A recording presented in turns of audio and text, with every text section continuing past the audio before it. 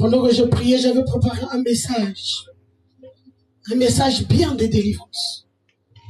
Alléluia. Un message de délivrance comme nous aimons. Le Seigneur m'a ramené à me dire qu'il y a des barbes qui ont besoin d'être rasées.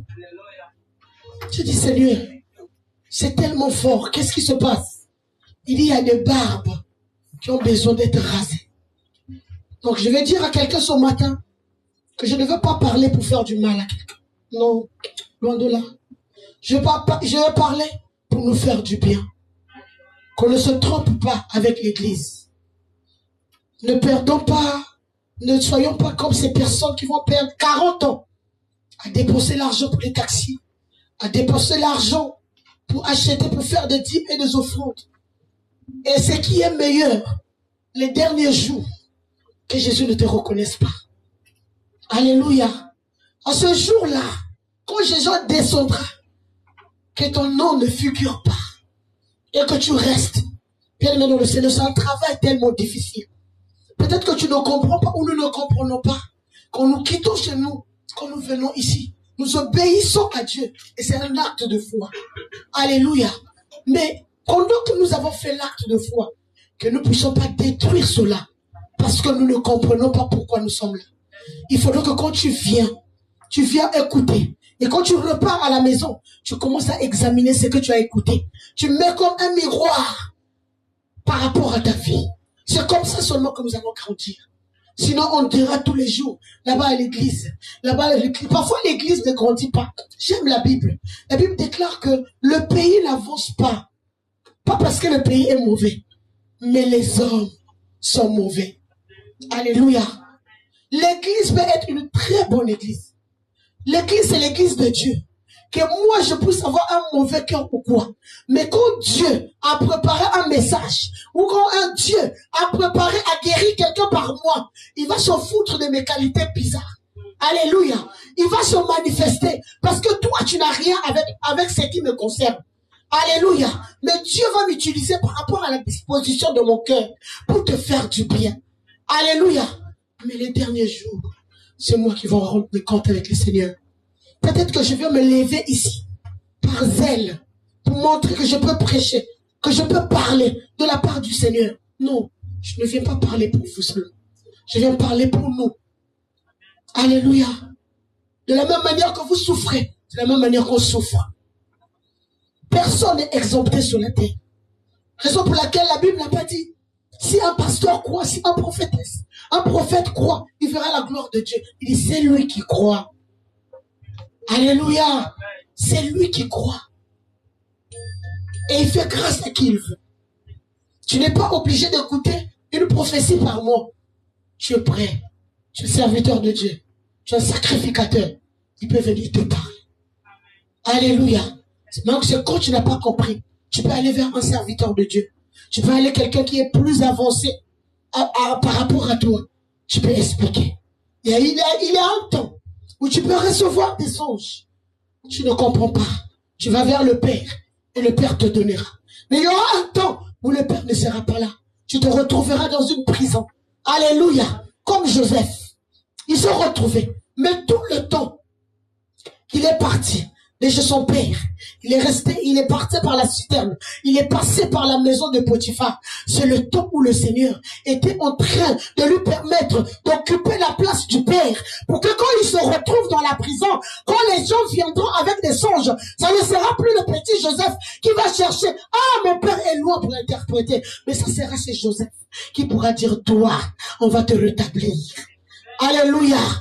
Je suis en train de dire à quelqu'un que je ne sois pas seulement quelqu'un. Ou quand tu as un problème chez toi à la maison, tu dis je n'arrive pas à joindre maman Michel. Et aussi ils sont comme ça. Quand ils disent ils viennent, ils vont pas venir. Quand on appelle, ils ne prennent pas. Non, mais que ce soit quelqu'un. Quand tu reçois, il y a une situation devant toi. Tu te lèves, tu dis Dieu, tu me connais. C'est toi qui m'as dit. Alléluia. Tu m'as dit que tu m'as donné un pouvoir. Tu m'as dit que je suis comme toi, tel que tu es, tel que je suis. Alors ce problème, je me lève. Je ne sais pas ce qui se passe, mais je connais que j'ai une puissance. À partir d'aujourd'hui, tu ne détruis pas ma vie. Tu libères ma vie. Tu t'arrêtes au nom de Jésus. C'est des chrétiens comme ça. Pas des chrétiens qui passent le temps pour parler. Des chrétiens qui peuvent être chez eux à la maison. Ou quand tu vois à l'église, dans les réseaux sociaux, ou quelque part, on entend de parler du mal d'un pasteur, d'un prophète, d'un apôtre, d'un homme de Dieu. Un chrétien qui ne va pas contribuer à calomnier. Un chrétien qui va s'asseoir, qui commence à dire, Seigneur, s'il te plaît, bien-aimé dans le Seigneur, la tête a toujours été visée. Alléluia. Raison pour laquelle, même quand tu as une situation, tu as un problème, tu as des angoisses, c'est la migraine qui va te faire comprendre que tu as un problème. Alléluia. Alléluia. La situation, tu as paniqué. Tu as été traumatisé par quelque chose. Tu as des maux de tête en permanence. C'est pour dire que la tête reçoit tout. Alléluia. Raison pour laquelle l'apôtre Paul pouvait dire que il avait besoin de prière de l'église. De la même manière que nous passons du temps à prier pour vous. Prenez aussi ce temps-là. Tu vois les défauts de maman Michel, tu oublies. Alléluia. Tu vois les manquements et les failles de maman Michel, oublie ça. Mets-toi à genoux. Il dit, Seigneur, si elle avait eu quand même le courage de tout abandonner pour te dire je te suis, ça veut dire que l'erreur est venue dans sa vie, c'est vrai, mais elle suit le Seigneur. Alléluia. Tu entends un homme de Dieu, tu le regardes, tu ne connais même pas. Tu as vu seulement quelqu'un qui commente sur les réseaux sociaux, donc tu commences à confirmer et affirmer des choses que tu ne connais pas. Et demain, nous sommes malheureux de savoir que les choses ne marchent pas bien. On court toujours devant ces hommes et ces femmes de Dieu que toi tu es en train de calomnier, que nous sommes en train d'insulter, que nous sommes en train de juger, que nous sommes en train... Non, bien-aimé dans le Seigneur. Mon tour aujourd'hui, mais ton tour viendra aussi. Nous sommes tous des serviteurs de Dieu. Quand tu parles d'un serviteur aujourd'hui, toi aussi, quand ça sera ton tour, on va parler de toi. Bien-aimé dans le Seigneur, ce matin, je ne sais pas pourquoi. Je ne sais pas pourquoi. Mais Dieu est en train de vouloir faire quelque chose de beau et de merveilleux dans notre église. Alléluia. Tout vent, quand un vent passe, il y a quelque chose toujours qui se manifeste. Alléluia. Si la barque n'avait pas, si la tempête n'avait pas touché la barque où les disciples étaient, les disciples n'allaient pas savoir que Jésus était capable de parler aux eaux. Parce qu'ils se sont étonnés. Ils se sont dit, quel est cet homme qui peut parler même aux eaux? Alléluia. Parce qu'ils l'ont vu en train de parler aux démons. Les démons étaient en train de partir. Ils l'ont vu en train de prier pour les malades. Les malades guérissaient. Mais ils n'avaient pas encore vu Jésus. Alléluia. Parler à la tempête. Parler à l'eau. Alléluia. Alléluia. Donc il faut donc que, voilà pourquoi quand une tempête se lève quelque part, il faut se méfier. Surtout qu'on ne connaît jamais la direction de la tempête. D'où ça vient, tu ne sais pas. D'où ça part, tu ne sais pas. Mais ce que ça va apporter ou ça va laisser, personne ne connaît, si seulement Dieu seulement. Alléluia. Bien-aimé dans le Seigneur, ce matin, nous allons lire la parole de Dieu dans le livre d'Ézéchiel. Ézéchiel 5, c'est un long enseignement. Nous allons pas prendre une partie, un peu, et nous allons avancer. Les prières de délivrance et d'intercession de délivrance, c'est le mardi. Raison pour laquelle on l'avait dénommé mardi fardeau. Le dimanche, on écoute la parole de Dieu. On n'a pas dit qu'on ne peut pas faire les prières de délivrance, mais on écoute la parole de Dieu pour vous donner ou pour nous donner une direction à prendre toute la semaine. Alléluia. Si quelqu'un est déçu parce que on attend qu'on chasse les démons, on a déjà beaucoup prié. Que l'Éternel te bénisse, maman Elsie. Tu as été inspiré ce matin. On va prier. On va lire la parole de Dieu. Même moi-même, quand le Seigneur m'a mené dans les profondeurs de cette parole, je me dis, Seigneur, mais il y a quoi? C'est quoi le problème? Alléluia. On va lire la parole de Dieu. Ézéchiel 5, à partir du premier verset. Et toi, fils de l'homme, prends un instrument tranchant, un rasoir de barbier, prends-le et passe-le sur ta tête et sur ta barbe. Prends ensuite une balance à peser et partage les cheveux. Brûle-en un tiers dans le feu au milieu de la ville. Lorsque les jours du siège seront accomplis, prends-en un tiers et frappe-le avec le rasoir tout autour de la ville, dispersant un tiers au vent, et je tirerai l'épée derrière eux. Tu en prendras une petite quantité que tu cesseras dans les bords de ton vêtement. Et de cela, tu en prendras encore quelques-uns que tu jetteras au feu et que tu brûleras dans le feu. De là sortira un feu contre toute la maison d'Israël. Ainsi parle le Seigneur l'Éternel. Vas-y, ça va. C'est là, cette Jérusalem que j'avais placée au milieu des nations et des pays d'alentour. Elle a violé mes lois et mes ordonnances et s'est rendue plus coupable que les nations et les pays d'alentour, car elle a méprisé mes lois. Elle n'a pas suivi mes ordonnances. C'est pourquoi ainsi parle le Seigneur l'Éternel, parce que vous avez été plus rebelles que les nations qui vous entourent, parce que vous n'avez pas suivi mes ordonnances et pratiqué mes lois, et que vous n'avez pas agi selon les lois des nations qui vous entourent. À cause de cela, ainsi parle le Seigneur l'Éternel. Voici, j'en veux à toi, et j'exécuterai au milieu de toi mes jugements, sous les yeux des nations. À cause de toutes tes abominations, je te ferai ce que je n'ai point encore fait, ce que je ne ferai jamais. C'est pourquoi des pères mangeront leurs enfants au milieu de toi. Des enfants mangeront leurs pères. J'exercerai mes jugements contre toi. Et je disperserai à tous les vents tout ce qui restera de toi. C'est pourquoi je suis vivant, dit le Seigneur l'Éternel, parce que tu as souillé mon sanctuaire par toutes les idoles et toutes tes abominations. Moi aussi, je retirerai mon œil et mon œil sera sans pitié. Moi aussi, je n'aurai point de miséricorde. Un tiers des habitants mourra de la peste et sera consumé par la famine au milieu de toi. Un tiers tombera par l'épée autour de toi, et j'en disperserai un tiers à tous les vents, et je tirerai l'épée derrière eux. J'assouvirirai ainsi ma colère, je ferai reposer ma fureur sur eux, et je me donnerai satisfaction. Et ils sauront que moi, l'Éternel, j'ai parlé dans ma colère, en répandant sur eux ma fureur. Je ferai de toi un désert, un sujet d'opprobre parmi les nations qui t'entourent. Aux yeux de tous les passants, tu seras un sujet d'opprobre et de honte.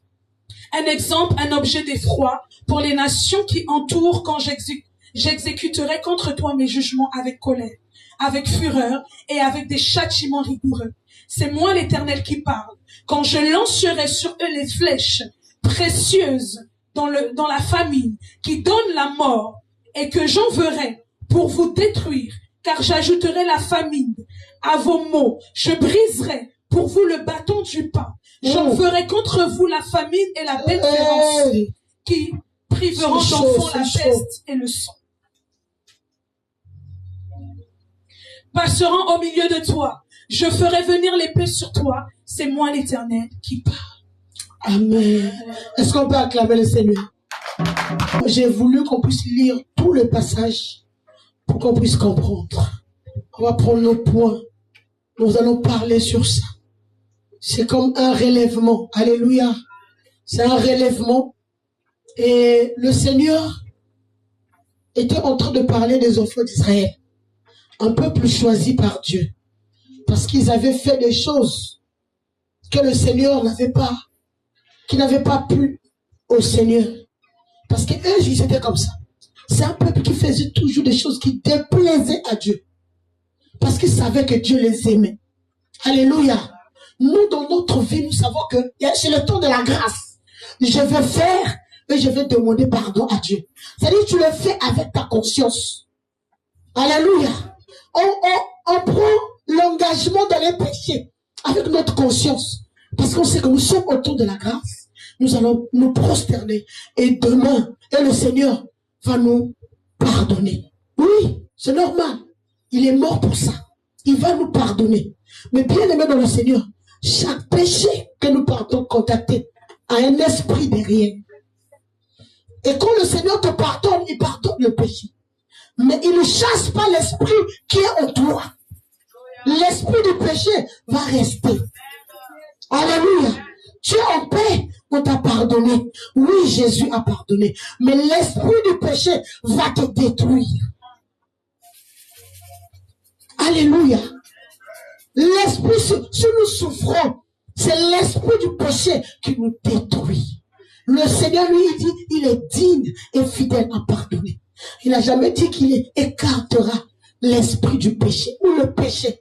Parce que il y a le péché et le pécheur. Alléluia. Mais la Bible déclare qu'il aime les pécheurs parce que nous sommes des pécheurs. Mais il haït le péché. Alléluia. Donc quand nous allons pécher sciemment, c'est pas que Dieu ne va rien faire. Il va pardonner. Mais les conséquences de ton péché, tu vas les payer. Nous les payons toujours. Même quand on t'a pardonné, tu es en paix. Demain, tes choses ne marchent pas. Tu ne peux pas comprendre que c'est le péché que tu as fait la dernière fois. Et c'est comme ça que les enfants d'Israël, Dieu est avec vous. Voilà pourquoi même le dimanche, samedi, pendant la nuit de prière, je pense qu'on a lu les enfants d'Israël, fit ce qui déplaît à l'Éternel. C'était un peuple. Voilà la raison pour laquelle je pense que la Bible a dit, mon juste tombera, cette fois il se relèverait. Parce qu'il y avait un peuple qui tombait tous les jours. Alléluia. Mais ce Dieu-là, quand il s'agissait d'être dur, il était dur. Avec ce peuple que lui, il avait appelé un peuple choisi. Raison pour laquelle toutefois, quand Moïse partait devant Pharaon, quand il faisait parmi ses plaies, quand il utilisait l'eau à te transformer en sang ou les sauterelles et tout, Pharaon disait toujours, oui, je vais vous libérer pour aller servir votre Dieu. Il savait que c'est un peuple qui était mis à part pour servir le Seigneur. C'est comme nous sommes mis à part. Quand tu acceptes le Seigneur, tu es mis à part. Parce qu'il te prépare, il t'attend comme un instrument pour sa gloire. Mais ça ne veut pas dire que c'est lui qui viendra pour te dire, non Michel, ne va pas là-bas, c'est le péché. Non Michel, ne fais pas ceci, c'est le péché. S'il est souverain, il est souverain. Il t'a montré que ça c'est pas bon, que ça c'est pas bon. Il t'a montré et tu le sais. Maintenant, quand tu décides de faire, c'est pas l'affaire de Dieu. Alléluia. Il va te laisser faire. C'est ce qui s'est passé avec les enfants d'Israël. Mais le meilleur avec notre Dieu, c'est que quel que soit ce qui se passe, il nous abandonne jamais. Ah. Quel que soit ce que tu as fait, quel que soit ce que tu as fait, il n'abandonne jamais. Même quand le diable viendra pour dire que regarde ce qu'elle a vu, il va lui montrer là où toi tu as demandé pardon. Alléluia. Parce que quand toi tu demandes pardon, ton pardon va se connecter à l'œuvre de la croix. Et quand tu viens, Satan vient, il dit non, ne regarde pas ça, regarde le sang qui est en train de couler à la croix pour Satan. Oui, on t'a épargné. C'est de la même manière que Satan passe sur la terre. Il a vu un homme pieux. Il a vu un homme juste. Il a vu un homme qui craignait Dieu. Il a dit, j'ai vu un homme. Il s'appelle Job. Je pense qu'il te craint parce que tu lui as donné beaucoup de bien. Mais si tu le retires, je pense qu'il va changer. Alléluia. Alléluia. Alléluia. Mais Dieu l'a dit, tu peux toucher. Si c'était moi, je pense que Dieu n'allait pas dire ça. Alléluia. Parce que je ne connais pas. Comment, moi je me dis, si c'était moi, Dieu allait dire non, ne touche pas seulement. Moi, mais je vais d'abord aller lui dire, servante de Dieu, ma fille, regarde ça, arrange ça. Parce que peut-être que quand il venait, il allait m'emporter. Mais je ne connais pas le condiment, la foi des gens bien aimés dans le Seigneur. Vous savez ce qui faisait l'avantage des gens à l'époque, je ne peux pas appeler ça avantage. L'avantage c'est nous, avec le Saint-Esprit, parce qu'il a dit, il est avantageux pour nous, pour vous que je m'en aille. Mais leur époque c'était quoi? Non seulement ils craignaient Dieu, mais ils avaient aussi la crainte des hommes et des autorités. Parce qu'ils savaient que les lois étaient en train était établi sur tout un chacun. Alléluia. Les histoires de corruption là, il y en avait. Mais avec la loi qui venait de Dieu, ça ne bâtissait pas. Donc il sait que quand tu as fait l'erreur là, œil pour œil, dent pour dent. Alléluia. Donc ils étaient vraiment corrects pour éviter d'être lapidés. Mais nous aujourd'hui, parce qu'il y a quelqu'un qui avait accepté d'être lapidé. Ça veut dire que la lapidation ne peut plus venir sur nous. Il y a quelqu'un qui avait accepté d'être lapidé. Et on se dit, parce que c'est pas nous qui avons senti la douleur, on se dit, on est permis de tout faire. Bien-aimé dans le Seigneur, nous quand je viens, je vais venir chez maman Elsie. Ou maman Elsie va venir vers moi. Il va me donner, il va me dire, prophétesse, je te donne la perruque. Elle achetait. Elle m'a donné une perruque. Ça ne veut pas dire que c'est gratuit. Il y a quelqu'un qui a payé un prix. Elle a payé. Moi, j'ai reçu ça. Mais je ne veux pas dire que c'est gratuit. Nous avons reçu le salut et l'expiation du péché par quelqu'un qui a été libéré. Ça ne veut pas dire que c'est gratuit. Il y a une vie qui a été donnée. Il y a une vie qui a été donnée. Quelqu'un. Que ce soit encore une personne comme maman Michel, bourrée de péché, tout, c'est bon. Mais quelqu'un dont la Bible déclare, il n'avait rien fait. Il n'avait ni péché. Satan s'est hasardé d'aller vers lui. Parce que lui, il vient vers nous. Quand il trouve quelque chose qui appartient en toi, il rentre et il commence à t'utiliser. Mais il est venu, les princes de ce monde. Vers lui, il n'a rien trouvé. On l'a mené vers Ponce Pilate. Il a dit, moi, je ne trouve rien dans ce temple pour que je puisse signer un décret qu'il soit sacrifié. Alléluia. Il est venu. Le Romain, Ponce Pilate n'était pas juif, mais les Juifs eux-mêmes l'ont emmené. Nous, les Juifs, nous aimons emmener nos serviteurs, nos pères, nos frères, nos sœurs devant un jugement qui est injuste. Nos enfants, parce que tu regardes ce que fait l'enfant, tu n'as pas compris, tu ne comprends pas, on est de chercher l'explication. Tu commences à livrer chez les Romains. Alléluia. Même les Romains a dit non. Les Romains a refusé. Il dit, allez-y vous-même. C'est comme ça qu'ils se sont retournés vers Hérode. Alléluia. Qui t'envoyait vers Hérode? Alors que tu n'avais rien fait. Alors que tu montrais une logique qu'eux, ils ne pouvaient pas comprendre. Peut-être que tu as reçu une révélation qu'ils n'ont pas reçue, mais on te juge par rapport à ça. Tu veux expliquer aux hommes les choses qu'on n'explique pas. Personne ne va te comprendre. Alléluia. Tu as reçu la grâce d'être à l'église. Et tu vois comment le Seigneur est en train de faire dans ta vie. Tu veux aller dans ta famille. Tu sais que chez moi, là-bas, les gens sont durs. Ils n'aiment pas la prière. Mais tu veux aller expliquer. Peut-être que tu es en train de parler de Dieu. Comme ils ne vont pas comprendre comme toi, on risque de te combattre. Et toi, pour éviter d'être impoli, ou qu'on t'écarte de la famille, tu commences à rentrer, à accepter ce qu'on n'accepte pas. Non! Non! N'accepte pas.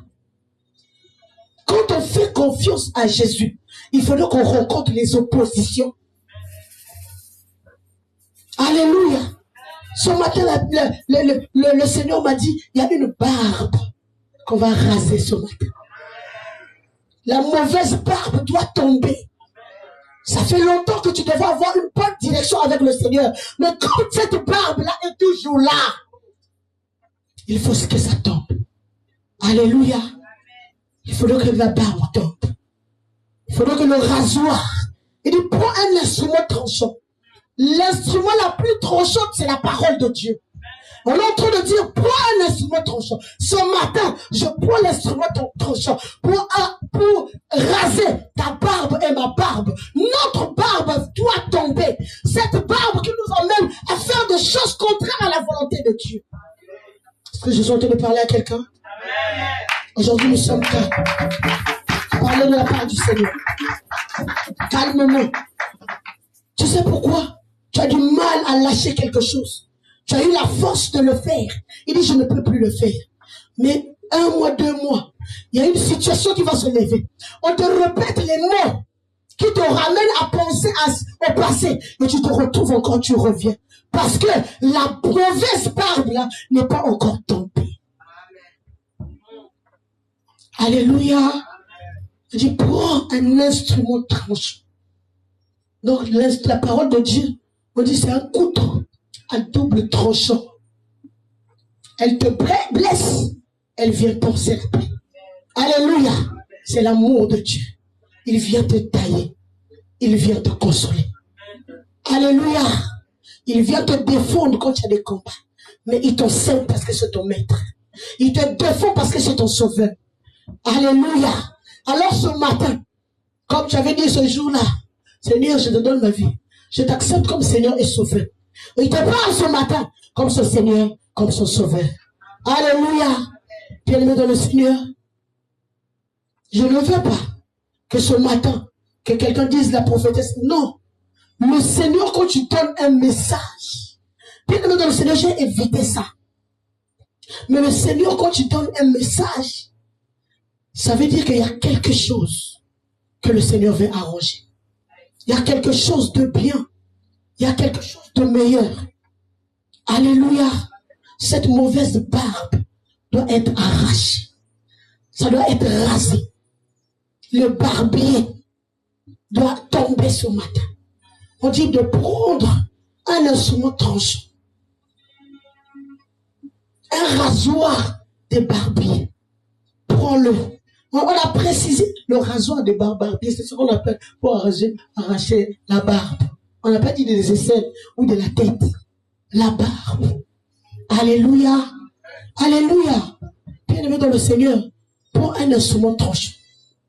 Le rasoir, quand ça passe, ça peut représenter les déshonneurs. Alléluia. Ça peut représenter un deuil. Parce que c'est le diable qui prend le rasoir pour venir raser dans une famille. Ça veut dire qu'il va commencer à faire tomber des gens. On a des gens qui vont commencer à mourir chaque famille. Chaque année, les gens commencent. Parce que le diable, de la même manière que Dieu a un instrument tranchant, le diable aussi a ses instruments tranchants. Mais le problème du diable, c'est que comme il n'a rien créé, il utilise ce que Dieu a créé, mais en mauvaise manière. Raison pour laquelle quand Goliath tombe, David n'est pas parti chercher l'épée ailleurs, mais il a pris l'épée qui était à Goliath. Comme pour dire à Goliath, ça ne t'appartient pas. Ça n'appartient pas à ton Dieu. Ça appartient à mon Dieu. Avec toi, je te coupe la tête. Le rasoir représente le deuil. Un châtiment de Dieu sur le peuple. Alléluia. Je ne sais pas. Est-ce que c'est un mauvais rasoir qui est passé dans ta vie? Ou c'est un bon rasoir qui est passé? Ou est-ce que le rasoir est déjà passé? Quand le rasoir est déjà passé, tu peux te lever, tu te dis, quand je n'avais pas encore connu le Seigneur, et maintenant que j'ai connu le Seigneur, qu'est-ce qui a changé? Alléluia. On va se dire, oui, je connais le Seigneur maintenant. Je connais les versets. Connais pour toi les versets. Connais même toute la Bible.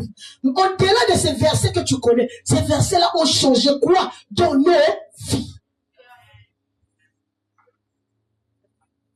On va citer, si je demande tout le monde, mais vous allez me donner des versets.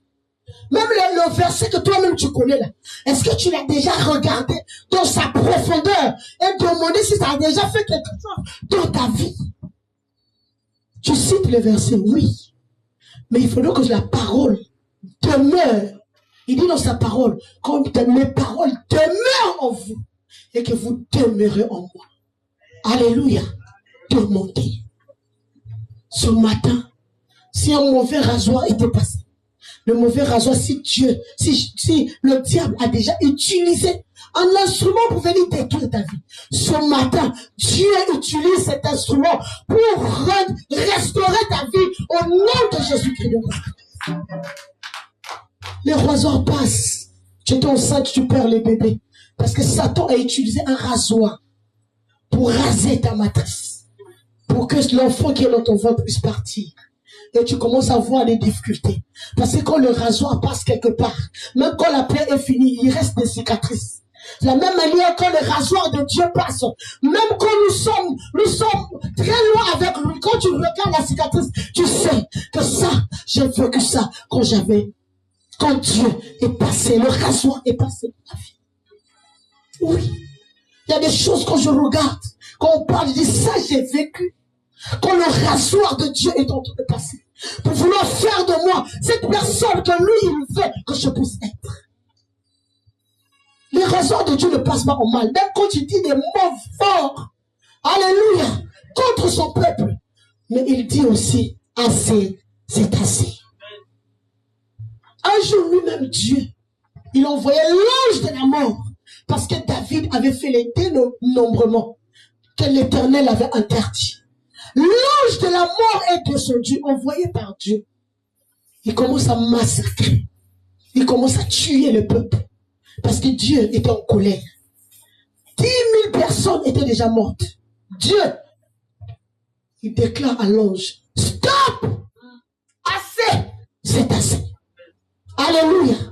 Si pour ce même peuple, Dieu a donné son fils, ou un roi de rois est venu se donner à la croix, c'est pas les situations de ce monde qui doivent nous tuer. Les situations de ce monde, ou les sorciers de ce monde, ne peuvent pas tuer quelqu'un qui a Dieu. Si réellement le rasoir de Dieu est passé sur toi. Alléluia. Non. Non. Quand on a des problèmes, c'est le rasoir qui passe. Dieu voulait m'emmener dans la profondeur de la vraie tempérance. Il a pris le rasoir. Il a dit non, moi je n'utilise pas ça. Je laisse le diable utiliser. Il a laissé le diable. Le diable a massacré la vie de mes enfants. Alléluia. Tous les enfants malades. Parce que Dieu était en train de voir comment je devais me comporter. Je servais tellement le Seigneur. Et chez moi à la maison, j'ai au moins plus de 150 enfants qui ne sont pas sortis de mes entrailles. Je prends soin. Je paye les études des autres. Je donne au manger là-bas. Je fais ceci, je fais tout. Tu viens chez moi à la maison, tu ne peux pas trouver une personne. Toujours beaucoup de gens. Tu viens à la maison, on prépare tous les jours comme si c'était la fête. Mais parce que les gens venaient manger. Même à l'église, quand quelqu'un n'a pas à manger, viens. Mais quand c'est le Seigneur laisse Satan prendre le rasoir là, pour faire passer dans la vie de mes enfants. Peut-être le Seigneur pensait que c'était le zèle. Le Seigneur savait que c'était le zèle. Mais comme les gens pensaient que c'était un zèle amer, elle montre quoi? Elle, c'est quoi? On va raser. Ils n'avaient pas enlevé ce que Dieu avait déjà déposé dans mon cœur. Alléluia. Tes enfants, tu peux pas. Les rasoirs de Dieu, c'est passé. Et ce matin, je veux que ce même rasoir puisse passer ce matin. Les défauts qui te permettent de ne pas avancer. Les défauts qui t'empêchent, d'avancer, ce matin doit être rasé. C'est toi-même qui fais de bonnes choses. Mais c'est toi-même qui parles beaucoup. Nous-mêmes, nous faisons pour Dieu. Nous avons du cœur pour Dieu. Mais nous-mêmes, nous allons parler partout. Mais quand Dieu ne peut même à l'église, Dieu ne peut pas nous envoyer beaucoup de gens, même des milliardaires, parce qu'eux, ils sont habitués de vivre dans le secret. Il va dire, ce peuple-là, c'est un peuple qui parle trop. Ils m'aiment, mais ils parlent beaucoup. Je les aime, mais ils parlent beaucoup. Je ne peux pas encore envoyer des gens discrets au milieu d'eux. Sinon, ils vont aller détruire même le business de tout. Alléluia. Alors Dieu veut emmener la faveur divine plus loin. Alléluia. Alléluia. Lorsque le rasoir, Satan avait pris le rasoir dans ta vie. Il avait pris le rasoir, il est venu utiliser sur toi pour détruire peut-être tes études, pour détruire peut-être ton foyer, pour détruire peut-être tes activités. Dieu a regardé. Il dit, ce que je fais, je l'attire dans ma présence. Alléluia. Je l'attire tel que tu es. Je sais. Parfois, on a l'habitude de beaucoup parler. Parce qu'on sort de milieux où on parlait beaucoup. Mais on n'avait pas encore été affranchi par Dieu. Mais on a écouté la parole qui nous dit, il faut donner les offrandes. Il faut donner les dîmes. Il faut chasser les démons. On sait le faire. Alléluia. Mais pourquoi ces mêmes démons sont là? Pourquoi la même situation est là? Parce que cette mauvaise barbe est encore là. La mauvaise barbe qui t'ont mené à te retrouver au même endroit. Là où vous étiez en train de parler de mauvaises choses est toujours là. Le jour que la barbe là va partir, même là où tu vas trouver de l'argent, tu ne partiras plus. Parce que tu ne veux pas écouter tes discours qui veulent détruire tes oreilles. Je vais partir là-bas, je suis habitué là-bas. Comme mon fils Ngili va dire, je vais partir là-bas. À notre restaurant, la Gare du Nord. Je suis habitué là-bas, c'est là que je vends beaucoup. Je parle de gens de la parole de Dieu. Je vais leur parler. Non, il y a des milliers pour millions, on ne voit pas tous les jours. Ah. Même si tu veux parler de la part du Seigneur, tu vas partir un jour en passant, tu vas parler. Mais quand la parole de Dieu est entrée en toi, si là où tu te sentais à l'aise hier, tu te sens encore à l'aise aujourd'hui, dis-toi que la parole de Dieu ne t'a pas encore affranchi. Le rasoir n'est pas encore passé.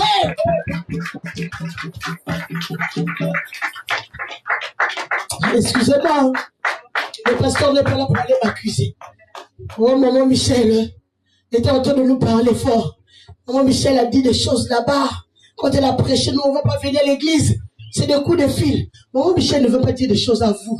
Maman Michel vient se dire à elle-même et à ceux qui sont prêts de suivre Jésus.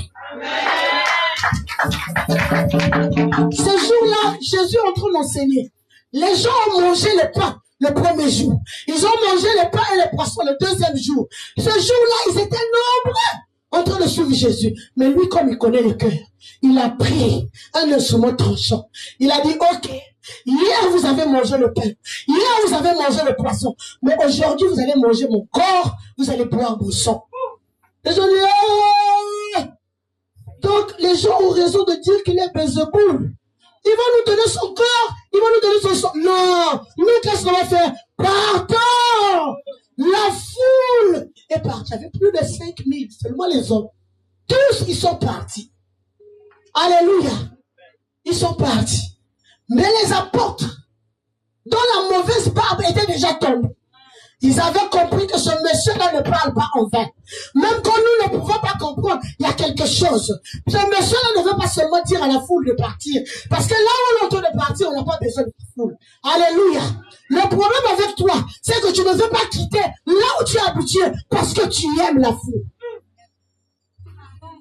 Alléluia. Ils sont restés 12. Il est venu à Pierre. Comme Pierre, c'est le visionnaire. Alléluia. Il vient vers Pierre, il dit, oh, mais tout le monde est parti là. Vous, vous êtes restés. Vous êtes en train de faire quoi? Pierre lui dit, où irions-nous? C'est toi qui as les paroles de vie. C'est pour dire que la foule ne peut rien nous donner. Mais c'est toi qui peux nous donner la vie. Alléluia. Les foules suivaient Jésus. Mais quand Jésus va vers cette personne qui était née aveugle, il n'a pu pas rester avec la personne dans la foule. Il est sorti de la foule. Il y a plusieurs manières pour Dieu de nous sortir de la foule. Il peut t'appeler. Tu vas te retrouver en retraite quelque part. Il peut t'appeler. Il va t'emmener quelque part. Sa façon de nous tirer dans la foule quand tu veux faire quelque chose de meilleur. Il y a des barbes qu'on rase pas au milieu des gens. Il y a des barbes qu'on n'enlève pas dans la foule. Alléluia. Et pourtant, Bartimée est venu. Les apôtres étaient là, la foule était là. Il a dit, qu'est-ce que tu veux? Il a ligné dans mon âme. Je veux voir. Alléluia. Il a touché ses yeux. Puis il est dans le Seigneur. Bartimée a vu. Mais celui-là, il lui tire. Il lui sort de la foule. Il guérit. Il lui dit, vas-y. Si loin là-bas, derrière là-bas, il y a la piscine de suivre. Mais papa, moi je suis aveugle. Tu as pris la bouche encore mis dans mes yeux. Mais c'est toi qui me dis, pars. Mais je vais partir comment? C'est pour te dire que quand Dieu t'appelle, il devient lui-même ton chemin. Parce qu'il s'appelle le chemin. Il est la vie. Alléluia. Il est la vie, Jésus. Ne te dis pas que si tu es en un endroit, c'est là-bas. où se passent toutes les mauvaises choses. Mais c'est là-bas que tu fais du commerce. Tu es obligé de partir là-bas, même quand tu es enfant de Dieu. Oh, dis-toi que non, il y a quelque chose qui se passe. Quand tu es enfant de Dieu, tu sais que Dieu va te donner un autre entourage. Dieu va te donner une autre famille. Jésus, ton père, ta mère, tes frères te cherchent. Il dit, mon père, mon frère, ma mère, c'est ceux qui écoutent la parole de mon père et ceux qui le mettent en pratique. Alléluia. Ça veut dire que tu peux écouter la parole du père, mais tu n'as pas mis en pratique, tu n'es pas le frère de Jésus. Tu peux écouter la parole du père, tu n'as pas mis en pratique, tu n'es pas sa mère. Alléluia. Ça veut dire que tu peux venir à l'église, tu écoutes la parole, tu ne mets pas en pratique. Tu n'es pas chrétien. Tu es un croyant. Alléluia. Qui ne pratique même pas. Nous voulons sauter cette étape. Nous voulons quitter là. Il faudrait que quand tu arrives quelque part. C'est-à-dire, moi j'avais dit, je disais toujours à mes fils, je disais, quand tu veux comprendre que là, vraiment Dieu commence à faire quelque chose avec toi. Il faudrait que ce qui était bien hier, ce que tu faisais, tu t'en foutais. Tu peux boire, tu t'en foutais. Tu peux mentir, c'est pas un problème. Tu peux aller coucher avec n'importe qui, c'est pas un problème. Mais quand tu commences, même quand tu penses, ça commence à te faire peur. Tu commences à culpabiliser. Et même quand tu l'as fait, c'est-à-dire tu repars, tu pleures même de tes péchés. Laisse-moi te dire que là, Dieu a déjà pris ton corps. Mais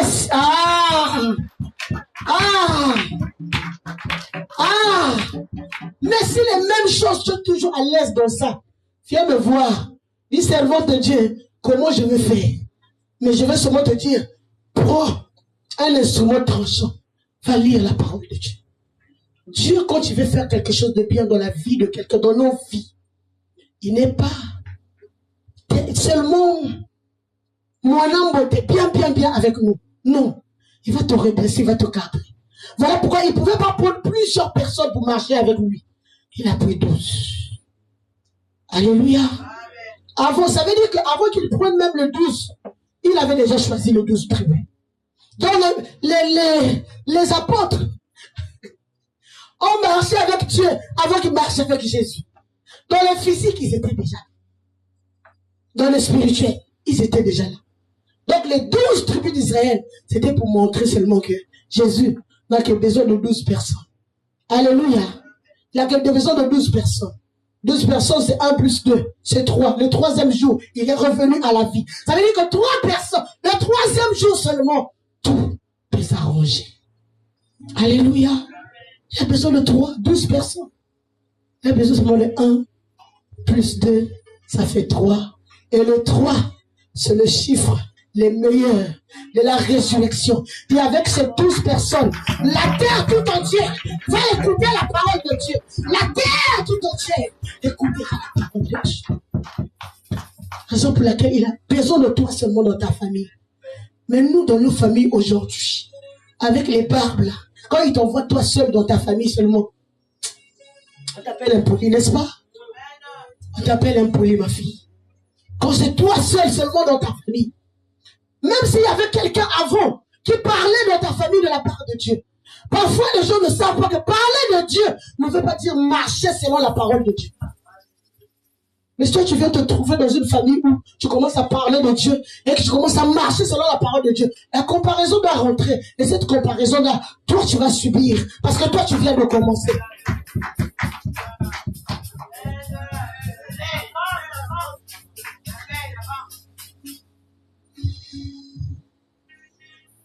Bien-aimé dans le Seigneur, ne me lapidez pas à la fin.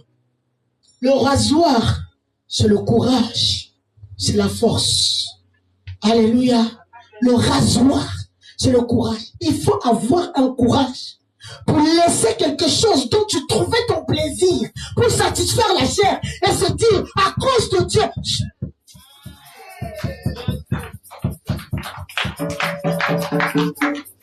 Bien-aimé dans le Seigneur, il faut avoir le courage. Où tu es dans une maison, femme mariée. C'est pas que n'importe quel mariage. Alléluia. Avec beaucoup, je dis beaucoup d'argent, beaucoup d'argent. Tu as une bonne vie. Les gens t'envient. vérité, comme on dit, comme les parents me disaient, quand on parle de mariage dans notre famille, on voit le mariage de Michel. Alléluia. Tu vois mes cousines parfois, tu as entendu tes tantes. Ça aussi c'est le mariage. Mais si toi c'est le mariage pour Michel, on va dire quoi? Alléluia. Mais un jour, à cause de l'excellence de la parole de Dieu, j'ai compris quelque chose qui était plus meilleur que ce que mes yeux étaient en train de voir. Je dis, hé, je quitte, je sors. Et j'ai trouvé la joie que les milliards ne m'ont pas donné. J'ai trouvé la joie que les belles voitures ne m'ont pas donné. J'ai trouvé la joie que les belles maisons ne m'ont pas donné. J'ai trouvé la joie que les voyages ne m'ont pas donné. Alléluia. Bien-aimé dans le Seigneur, quand tu vois petit, Dieu restera avec toi dans ce petit monde-là. Mais quand tu veux voir grand, bien-aimé dans le Seigneur, Dieu t'emmène dans la grandeur. Quelle est ta vision? Pour que je te dise jusqu'à où tu vas avancer. Ma fille, dans le ministère que tu es en train de parler, tu vas croiser beaucoup de choses, mais ne lâche pas. Tu es appelé à aller plus loin. Tu es appelé à aller au sommet. Donc il faudrait que tes larmes de douleur, de tristesse, d'angoisse, il faudrait qu'on puisse te persécuter. Parce que le temps où le monde commencera à prendre le rasoir de Dieu, ils vont plus l'utiliser parce que Dieu va mettre une barrière. Pour le moment, il faut seulement accepter ça. Alléluia. On a utilisé peut-être un rasoir pour venir arracher ton enfant dans le ventre. Et je te dis, à cause de ça, j'ai du mal, je ne vais plus me marier. Parce que comment j'avais perdu mon enfant. À cause de ça, je ne vais plus tomber enceinte. Où j'ai des difficultés aujourd'hui. Laisse-moi te dire qu'ils n'ont pas utilisé le pouvoir de Dieu. Ils ont essayé de faire quelque chose, mais les enfants viennent de Dieu. Même si les médecins avaient déjà parlé, si la maternité n'est pas fermée, c'est parce qu'on t'attend. Oh, tu pleures le papier. Ah, les papiers, non. Aussi longtemps que les préfectures existent, tu vas avoir les papiers. Alléluia.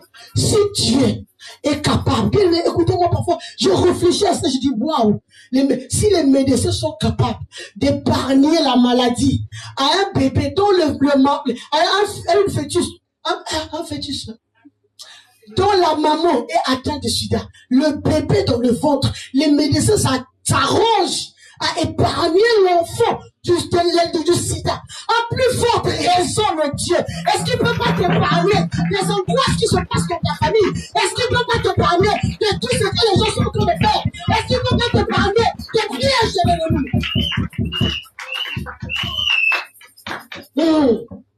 Les médecins, un bébé dans le ventre, la maman est atteinte. Elle est atteinte du VIH. C'est dans le sang, bien aimé dans le Seigneur. Oui, le fœtus commence, c'est le sang qui commence à se développer. Alléluia. Le mélange même, alléluia, du père et de la mère, c'est un sang qui est combiné pour donner un enfant. Mais les médecins sont capables de faire que cet enfant soit épargné de la maladie. Oh, le Dieu là, qui a donné sa vie à la croix pour toi, quel que soit ce qui se lève dans ta famille, comme autel, il est capable de t'épargner. Quel que soit le piège de l'ennemi, quel que soit ce que le monde doit faire, quel que soit ce... Même si on va voir un marabout pour te faire du mal, c'est aussi longtemps que tu marches avec Dieu, tu seras épargné. Alors je vais dire à quelqu'un, Dieu est au contrôle. Ah, est-ce que quelqu'un est là ce matin? Je vais dire à quelqu'un, Dieu est au contrôle. Fais-lui confiance. Il a pris le volant dans ta vie. Il a pris le volant de ta vie. Raison pour laquelle tu ne le vois pas. Tu ne l'entends pas parce que tu es assis sur la chaise arrière. Et lui, il est devant. Il est en train de te conduire. Tu ne sais rien, mais il est là. Tu ne le vois pas, mais il est là. Il n'agite pas, mais il est là. Alléluia.